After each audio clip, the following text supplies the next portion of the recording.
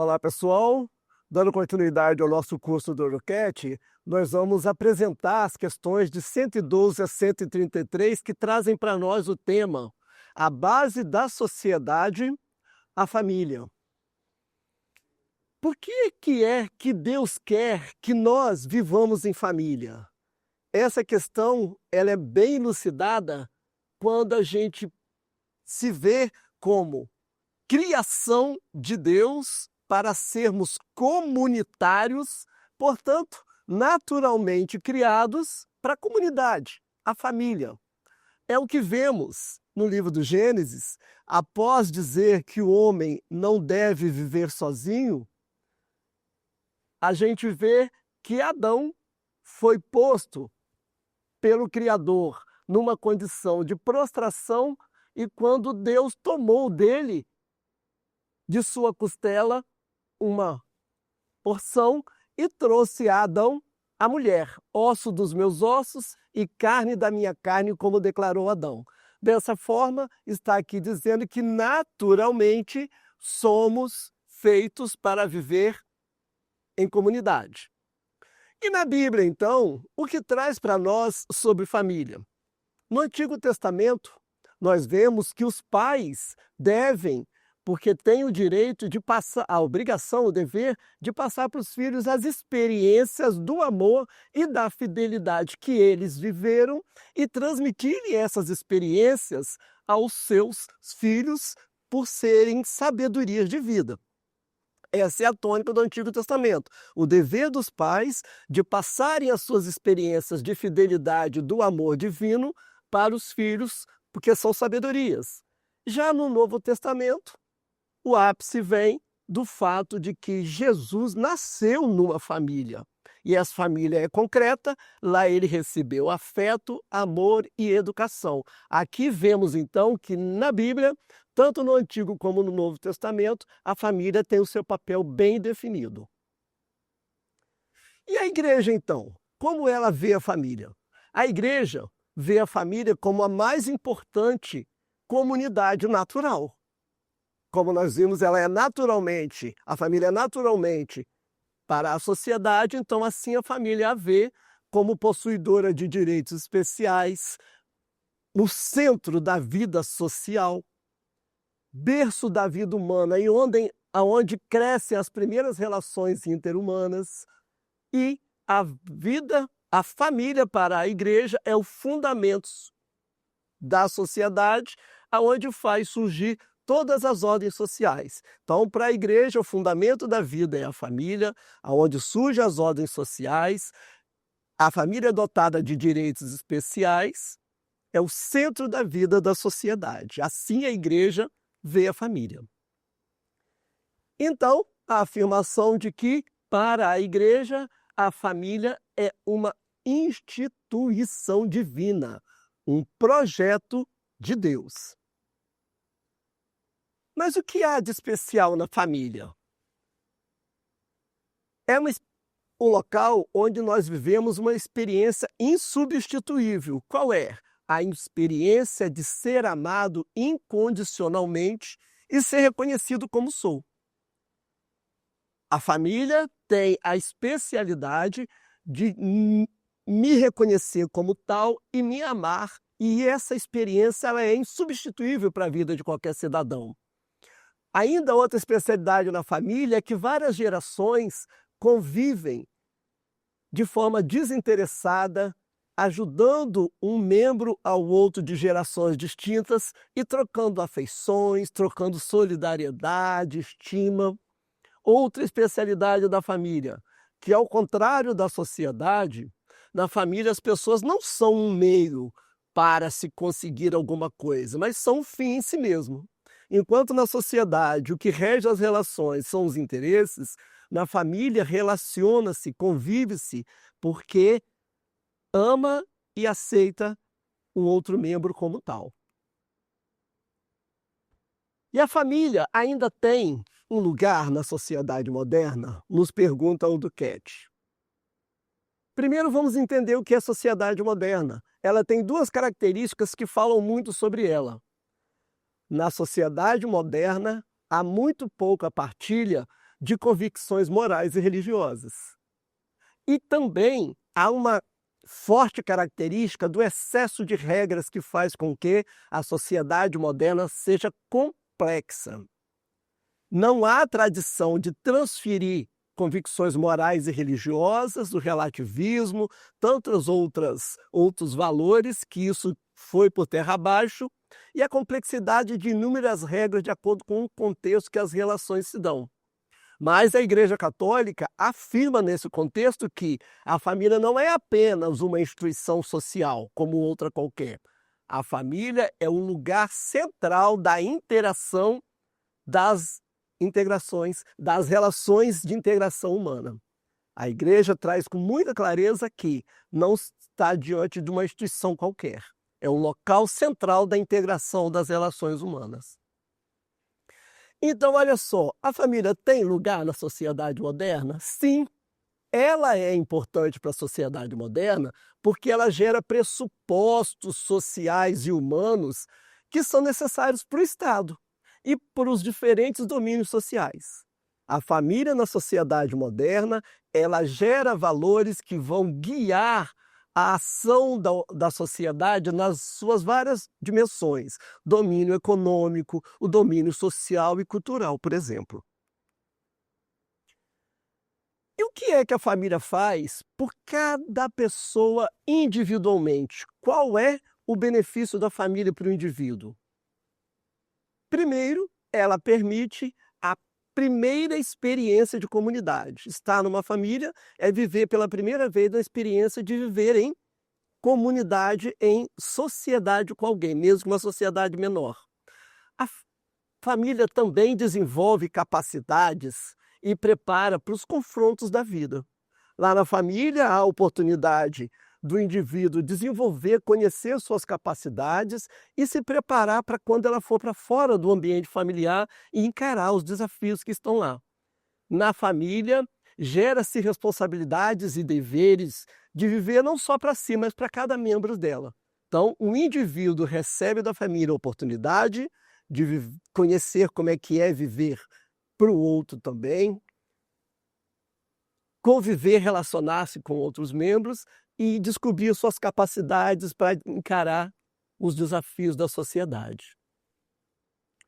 E para a sociedade, a família também traz algo? Sim, temos que afirmar que a família ela traz muito para a sociedade, porque tudo que acontece numa família é relevante para a sociedade. Primeiro vamos conhecer um detalhe.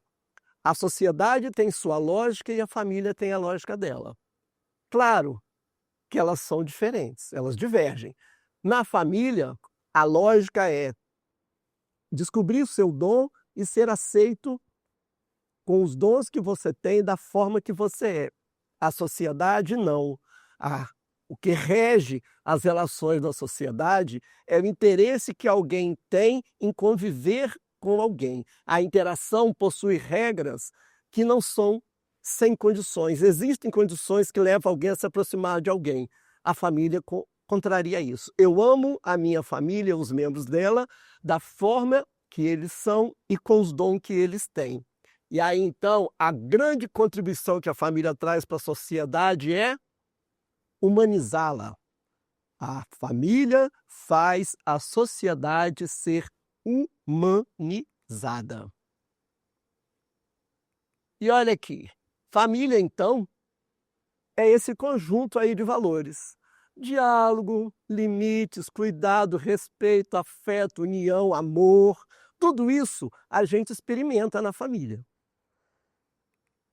Para a sociedade, além de todos esses valores, a família assegura a sobrevivência da sociedade. A sociedade só sobrevive porque tem pessoas constituindo famílias, porque existem famílias.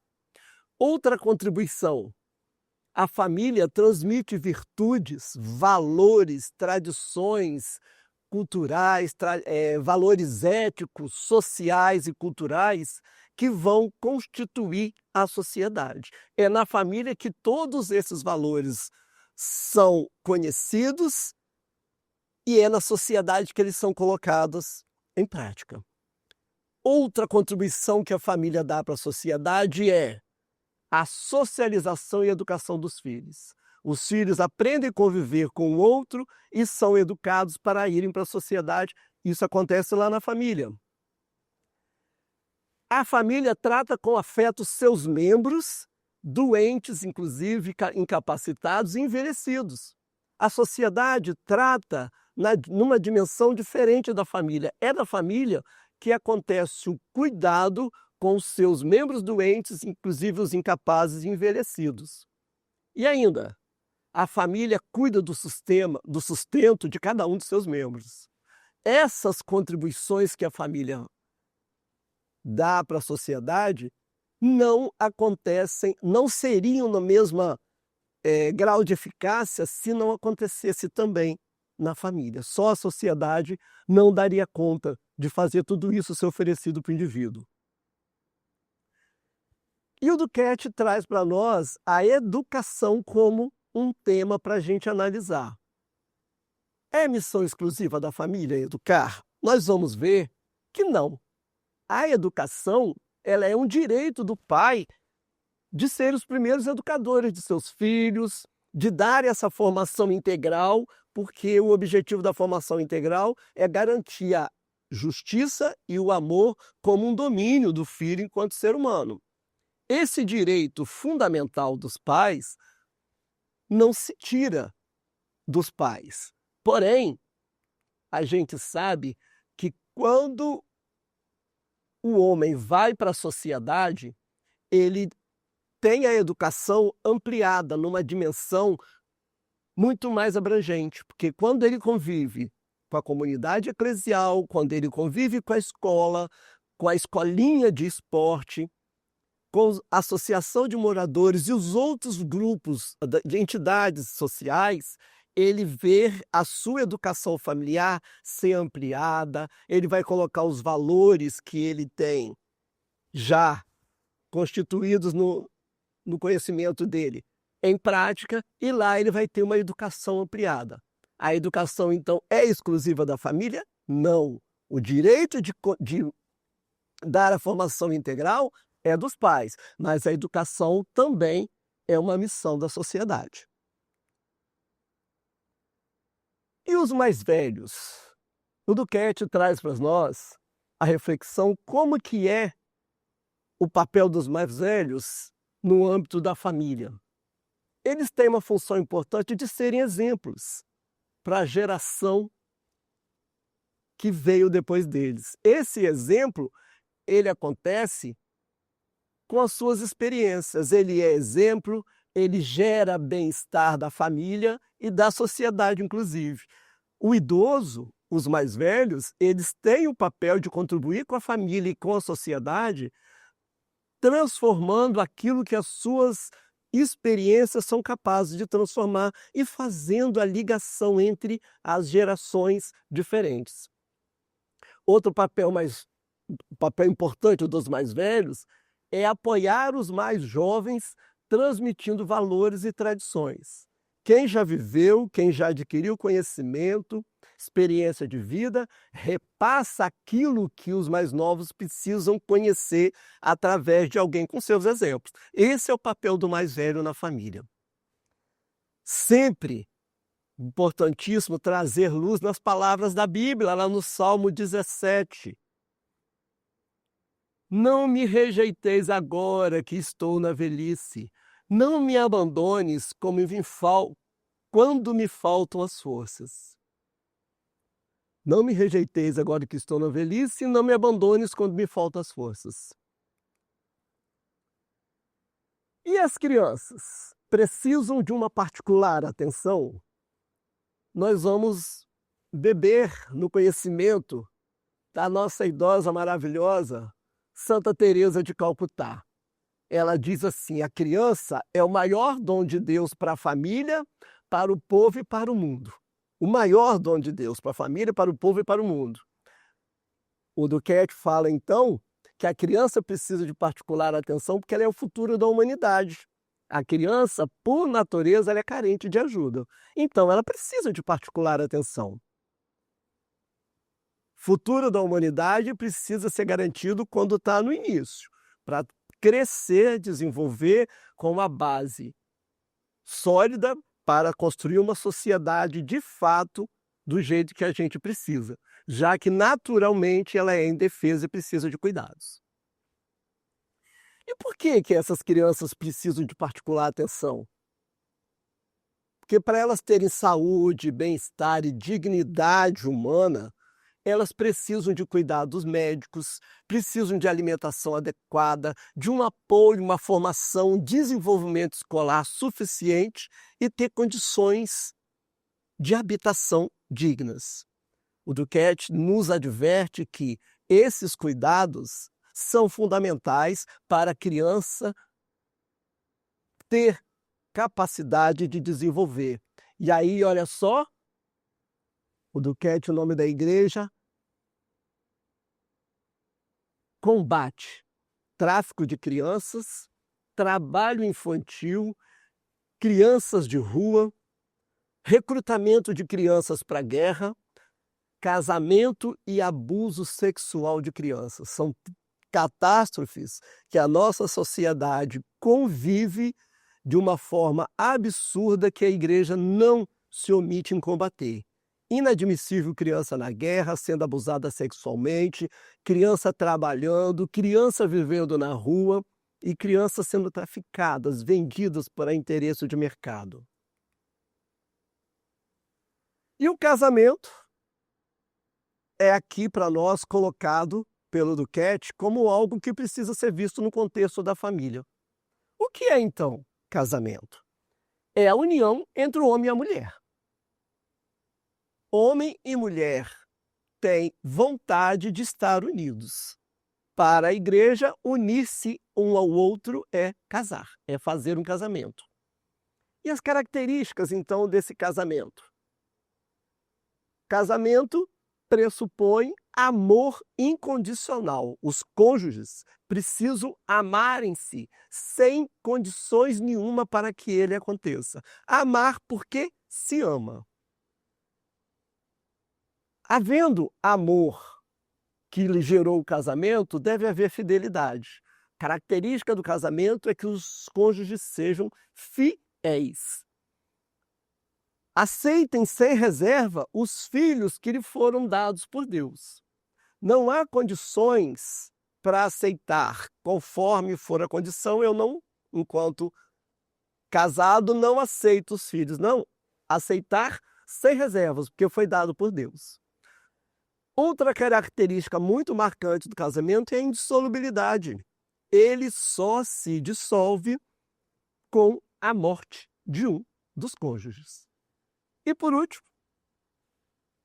esse amor incondicional, ele deve existir entre o casal sempre e em todas as situações da vida.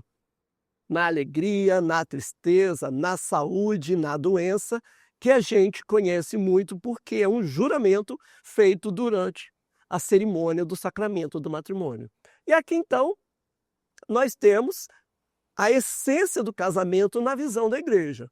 Amor incondicional, fidelidade, amar sem reserva os filhos que Deus lhe der, não se dissolve nunca, senão na morte, e aceitar com alegria, na tristeza, na saúde, na doença, sempre com amor. Mas afinal, o que significa casar-se? O homem e a mulher, quando decidem que querem se casar, eles precisam entender o que significa esse ato de ser casado. Doação total a alguém. Casar-se é aceitar se doar totalmente a alguém. Se doar totalmente é corporal e espiritualmente, com todo o seu ser. O amor que você doa para alguém através do casamento é um amor que não pode ser pela metade, ele tem que ser em corpo e espírito. O contexto sexual, o contexto do casamento deve levar ao encontro sexual. Por quê?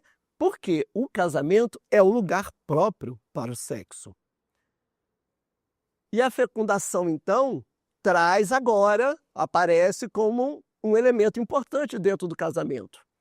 A fecundidade, ela leva à expansão da família com a presença dos filhos. Mas olha que importante ressaltar.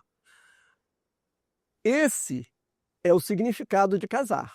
Porém, não se deve discriminar pessoas que tenham decidido por uma convivência com alguém do mesmo sexo. A igreja deixa bem claro o que é casar, qual é a postura de quem quer casar, porém, ela não, em momento algum, discrimina quem opta por uma convivência com alguém do mesmo sexo.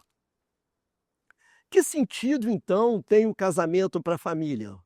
Vimos o casamento no seu conceito, vimos o que ela é para quem decide casar, para o indivíduo, e agora para a família. Qual é o contexto do casamento para a família? É a base fundamental da família. A família tem no casamento a sua origem. O casamento é um sacramento, é um sinal divino. A família o casamento, ele é sagrado e ele tem o objetivo de levar ambos à salvação. É um sacramento, um sinal divino, é sagrado porque é criado, é abençoado por Deus e ainda tem o objetivo de ambos promoverem condições para que a salvação um do outro aconteça. Olha então o sentido do casamento para a família.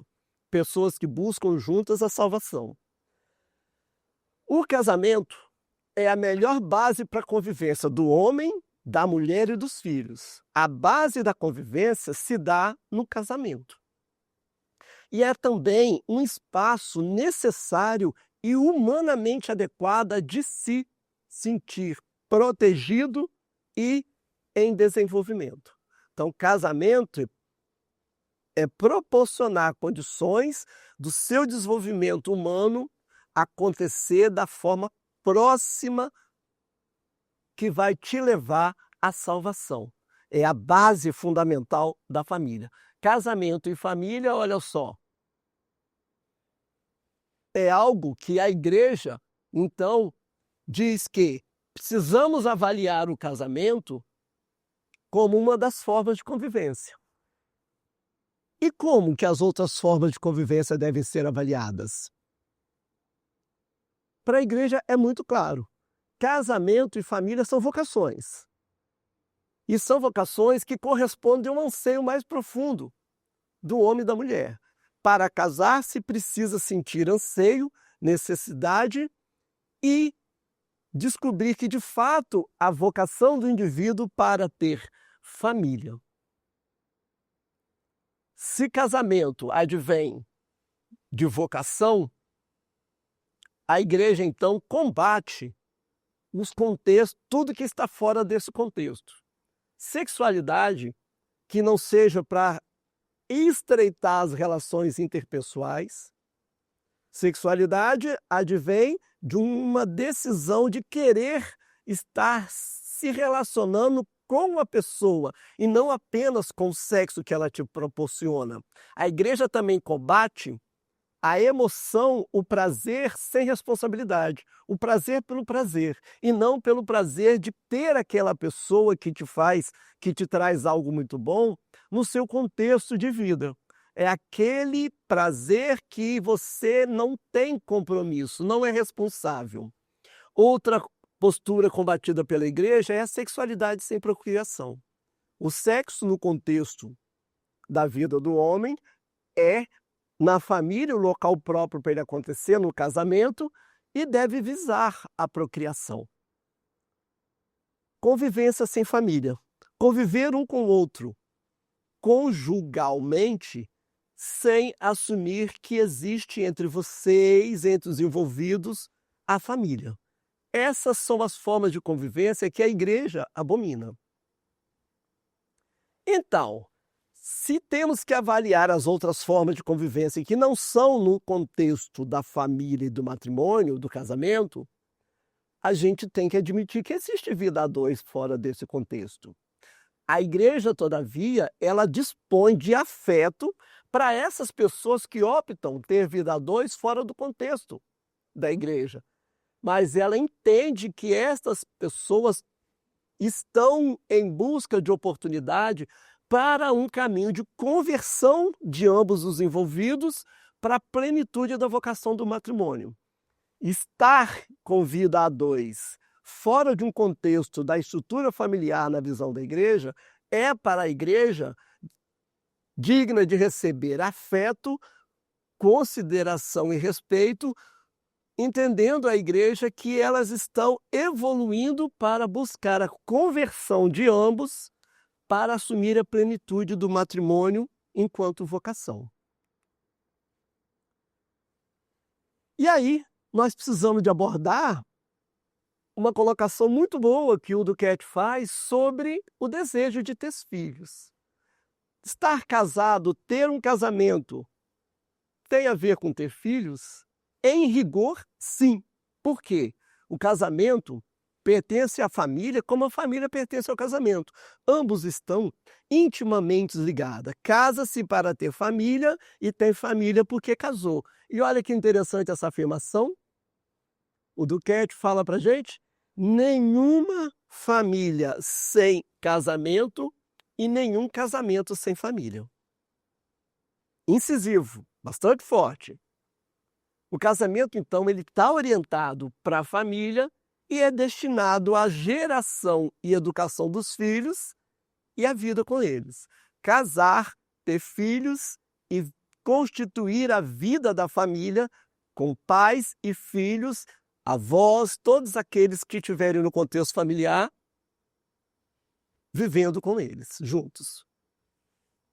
Mas o que acontece com aqueles que não podem ter filhos? É uma possibilidade bastante factível. Precisamos de entender que a fecundidade não é o único e nem o fim exclusivo do casamento.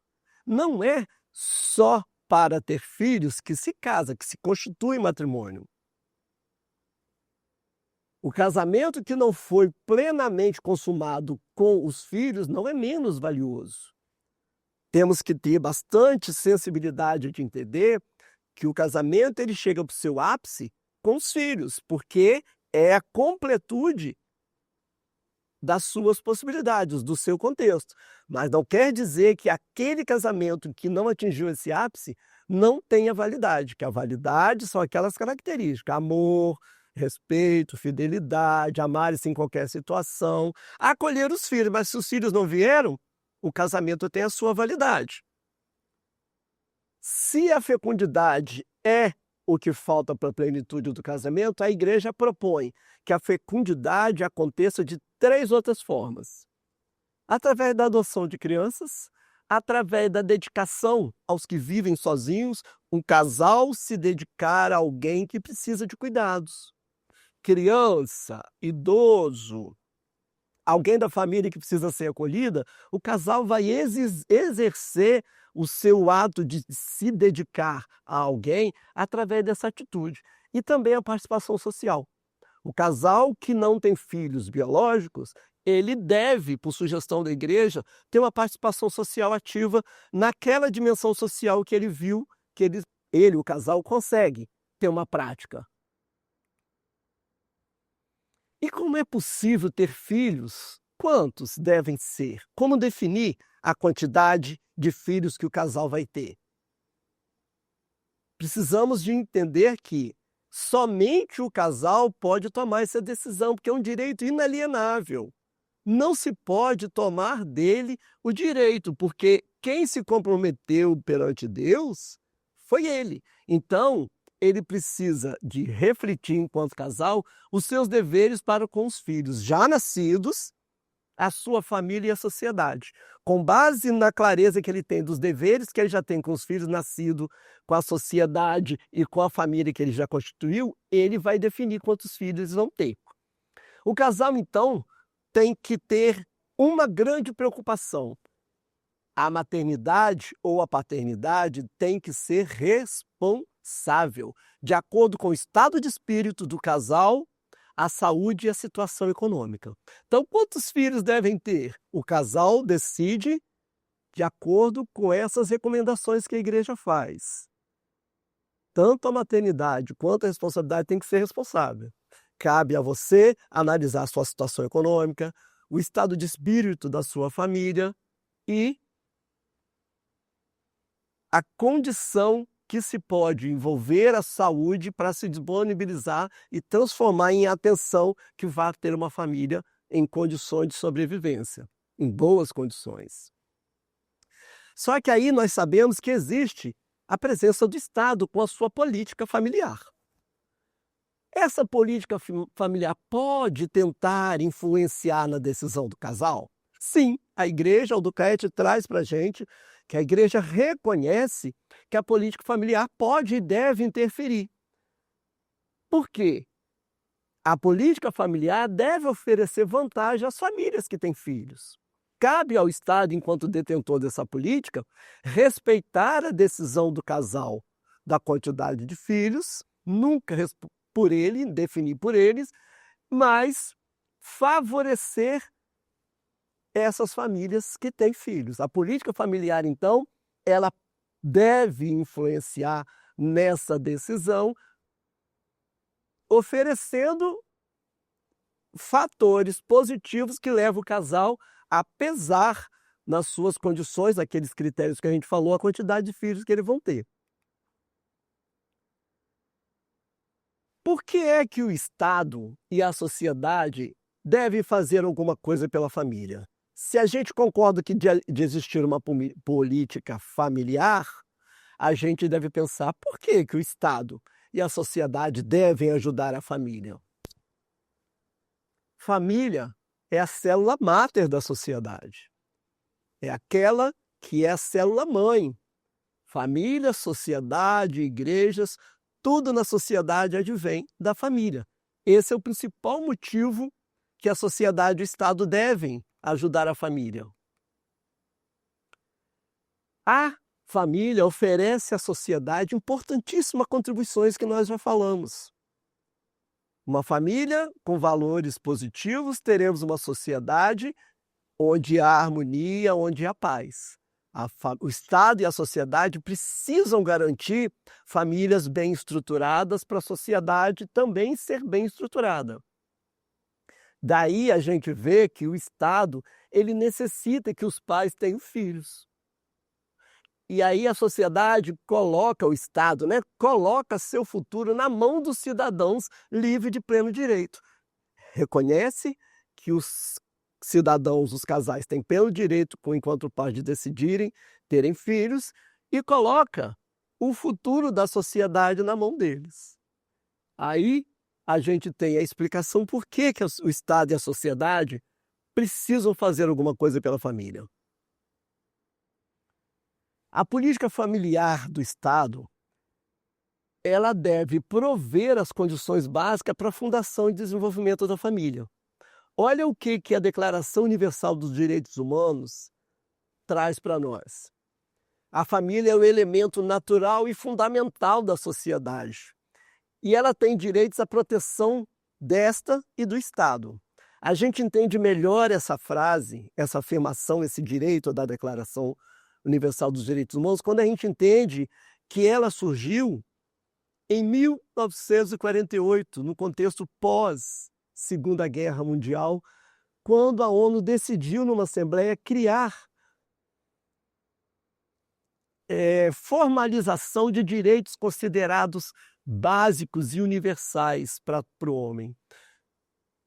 O pós-guerra provocou a desestruturação das sociedades. Lembrar que a família é o elemento natural e fundamental da sociedade faz toda a diferença. E o que o Estado pode fazer pela família? Ali nós temos que a família é a base, o meio e a continuação de tudo. Como já explicamos, isso é o ponto de partida para a gente entender o que deve ser feito pelo Estado para as famílias. Primeiro, reconhecer que a família é especial e central na sociedade. Se o Estado reconhece que a família tem um lugar primordial e único e próprio enquanto centro da sociedade, ele reconhece que a família é especial. Reconheceu isso, o Estado deve promover a coabitação pacífica no interior da família. As relações interpessoais no interior da família precisam ser saudáveis, a coabitação pacífica, e isso deve ser proporcionado pelo Estado. O Estado também deve respeitar a vida humana e em todas as suas fases, inclusive a que está por nascer. Se o Estado respeita quem está para nascer e quem está no seio da família e olha como ser humano, promove a dignidade humana no seio da família, o Estado está garantindo uma sociedade com valores bastante importantes. Ainda nessa visão do que o Estado pode fazer pela família, nós temos que o objetivo das medidas da política familiar deve ser permitir-nos no sentido do princípio da subsidiariedade. Um conceito novo que é muito importante para a gente entender essa relação entre Estado e família. As famílias realizem adequadamente as suas próprias tarefas. O Estado intervém junto às famílias com a sua política familiar, mas agora uma preocupação porque deve obedecer o princípio da subsidiariedade. Vejamos então o que é o princípio da subsidiariedade. As ações do Estado voltadas para as famílias devem proteger a autonomia e a responsabilidade da família de cuidar adequadamente dos seus membros. A intervenção do Estado, através das ações da sua política familiar, não deve tirar da família o poder de decisão e a responsabilidade dos pais em serem aqueles que sabem o que deve ser provido, quais os cuidados devem ser dispensados para seus membros. Sendo assim, pelo princípio da subsidiariedade, quando é necessária a intervenção de instituições externas à família, ela deve ser vista e feita como um suporte de forma complementar e não em substituição da função familiar. A política familiar do Estado não pode assumir o papel dos pais. Ela deve respeitar a autonomia e responsabilidade e se colocar nessa relação de forma complementar, naquilo que os pais têm dificuldade de fazer na sua totalidade. E para a gente encerrar esse capítulo, vamos trazer o conhecimento de São João Paulo II. Lá em 1991, ele falou na sua encíclica Centésimos Anos o seguinte: é urgente promover não apenas políticas para a família, mas também políticas sociais que tenham como principal objetivo a própria família, ajudando-a mediante a atribuição de recursos adequados e instrumentos eficazes de apoio, quer da educação dos filhos, quer no cuidado dos anciãos, evitando o seu afastamento do núcleo familiar e reforçando os laços entre as gerações. São João Paulo II conseguiu trazer toda a essência do capítulo 5 do nosso Duquette. Deve haver preocupação da sociedade, porque a família é importante para a sociedade. Deve sim trazer contribuições e recursos para que os pais consigam criar e desenvolver, educar e desenvolver bem seus filhos e principalmente para manter a família unida, que nenhum dos seus membros se afastem e percam os laços. Com essa belíssima reflexão de São João Paulo II, a gente conclui o nosso estudo sobre a família, a base da sociedade.